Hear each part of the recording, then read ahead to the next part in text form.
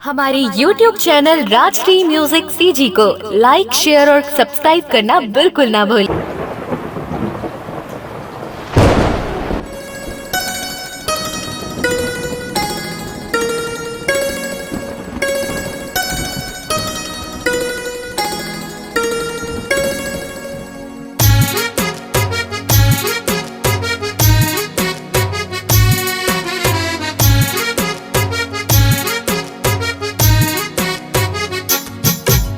प्यार में दो दिल मिल गए, माया के फूल खिल गए, मुलाकात हो गए वो सारी सारी रात बरसात हो गए वो सारी सारी रात बरसात हो गए वो।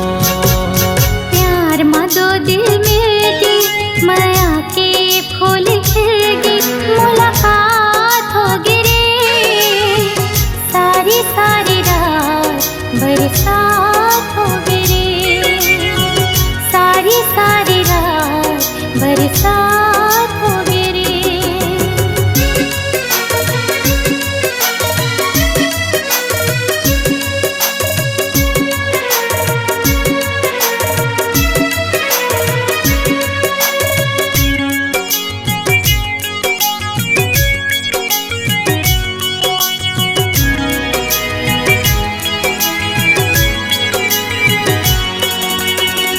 आज नबई हम छाए है जवानी वो सावन के महीना में लिखबो प्रेम कहानी वो।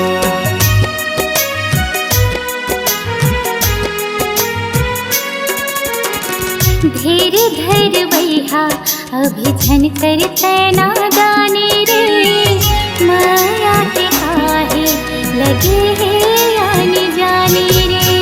प्यार में दो दिल मिल गए, माया के फूल खिल गए, मुलाकात हो गए वो सारी सारी रात बरसात हो गए वो सारी सारी रात बरसात हो गए वो।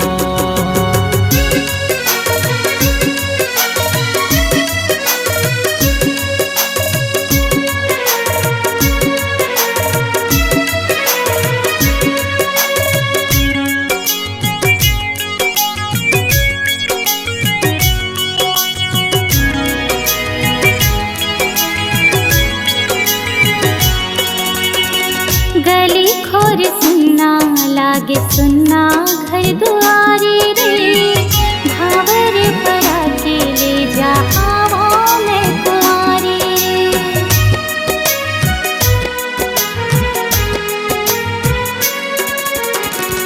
लाहू बेंड बाजायो संग माँ बराती वो भावर परा के ले जाऊँ और दुआरी वो।